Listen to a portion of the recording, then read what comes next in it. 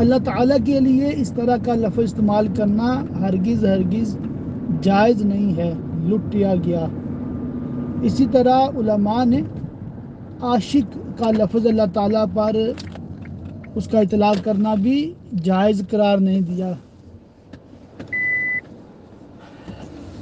ابھی چونکہ ماہ میلاد النبی صلی اللہ تعالی علیہ وآلہ وسلم کی آمد ہے، اور اللہ کے فضل سے مسلمان عالم بڑی دھوم دھام سے محافل میلاد کا انعقاد کرتے ہیں۔ ان سے درخواست ہے کہ جس بھی نقیب کو بلائیں، جس بھی نعت خوان کو بلائیں، ایسوں کو بلائیں جو محتاط ہوں اور سنی علماء کے لکھے ہوئے کلام پڑھیں۔